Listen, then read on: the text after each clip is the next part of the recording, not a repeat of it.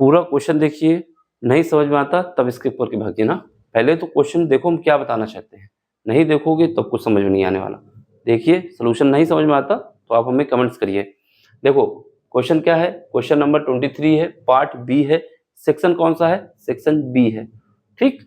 और इसमें क्या है, ये सैंपल क्वेश्चन पेपर है हमारा, सीबीएसई बोर्ड ने दिया है, किसके लिए, बेसिक मैथ क्लास 10th, ठीक। अब क्वेश्चन देखो क्या है, इसमें कह रहा है कि the sum of first n term of an AP is represented by, क्या लिखा है, S N is equal to 6n minus N square, ये हमको क्वेश्चन दिया हुआ है। फाइंड क्या करना है, कॉमन डिफरेंस यानी डी की वैल्यू फाइंड करना है। अब सुनो यहाँ पर जरा सोल्यूशन कैसे करते हैं, जो गिवन है उसको लिख लो। क्या गिवन है, गिवन है हमारे पास कि जो सम है हमारे पास S N is equal to है 6n माइनस एन स्क्वायर, ठीक है। ये इक्वेशन नंबर 1 मान लेते हैं हम यहीं पे। फाइंड क्या करना है, डी की वैल्यू फाइंड करना है जो कि क्वेश्चन मार्क के साथ है। अब हमारे पास क्या, हमको ये पता है, वी नो डैट, क्या जानते हैं हम लोग ये जानते हैं कि जो एस एन का फार्मूला होता है, S N is equal to होता है n/2 ब्रैकेट में जाएंगे 2a plus n minus 1 into D. ये फार्मूला हमें याद होना चाहिए अगर सम की बात होती है कहीं पर एपी के। एपी मतलब है अर्थमेटिक प्रोग्रेशन, समांतर माध्य, ठीक। अब देखो इस इक्वेशन से क्या करना है, इसी इक्वेशन पे, ये इक्वेशन नंबर 2 है, इसी का यूज करना है, फ्रॉम इक्वेशन 2। सबसे पहले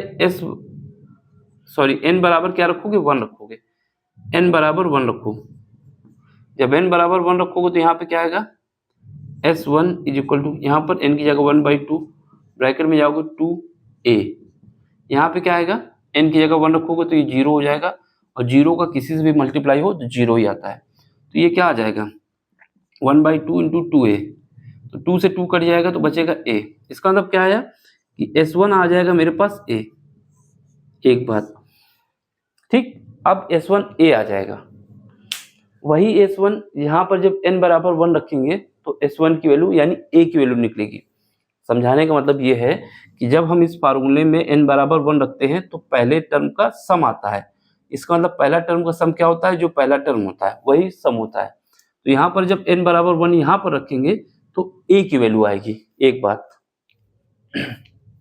तो फ्रॉम इक्वेशन फर्स्ट में आ जाओ।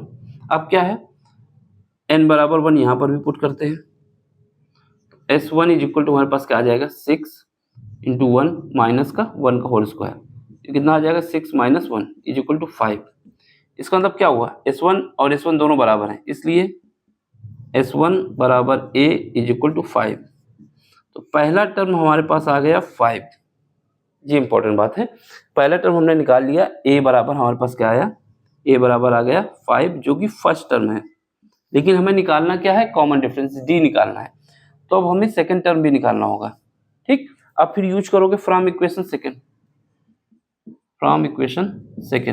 n बराबर इस बार क्या पुट करेंगे, 2 पुट करेंगे, ठीक।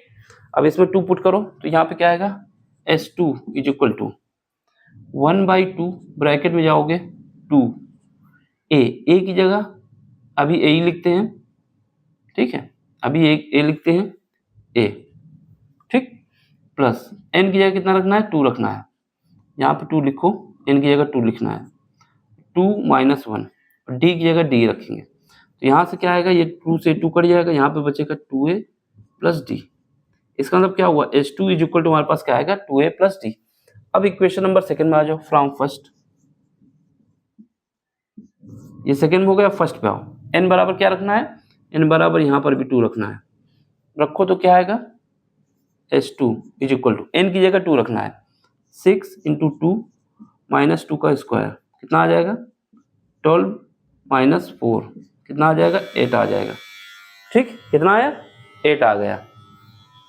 अब देखो S2 बराबर कितना आया है मेरे पास, 8, और ये S2 किसके बराबर है, 2a प्लस डी के बराबर है, 2a प्लस डी के बराबर है, ठीक है, 2a प्लस डी के बराबर है। अब क्या करना है, a की वैल्यू यहाँ से पुट करना है, यहाँ पर a इज इक्वल टू क्या है हमारे पास, 5, इसको पुट करते हैं, यहाँ से 8 इज इक्वल टू आ जाएगा 2, देख रहा है नीचे, इंटू a की जगह 5 है प्लस d है, तो यहाँ से d इज इक्वल टू आ जाएगा कितना 8 माइनस 10, यहाँ से d की वैल्यू आ जाएगी माइनस का 2, कितना आ गया माइनस का 2। d बोले तो common difference is equal to minus 2। देख लो क्या यूज हुआ है, कुछ नहीं, एक बार इस फार्मूले को यूज करना है, जो गिवन है उसको यूज करना है।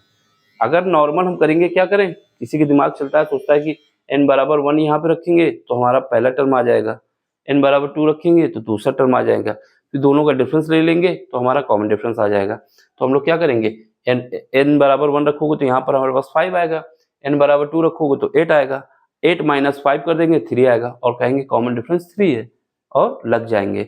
क्यों, क्योंकि जो n बराबर 1 रख रहे हैं तो सम ऑफ फर्स्ट टर्म आ रहा है, n बराबर 2 रख रहे हैं तो सम ऑफ फर्स्ट 2 टर्म आ रहा है। इस वजह से ये फार्मूला हमने आपको दिखाया कि क्या क्या बन रहा है उसी बिहाफ पे। तो यहाँ पर फर्स्ट पहले टर्म का सम क्या आया a, दूसरे टर्म का सम क्या आया 2a प्लस d, उसको पुट किया तो यहाँ से d की वैल्यू -2 आ गई। देख लो, स्क्रीनशॉट ले लो, इंपॉर्टेंट क्वेश्चन था।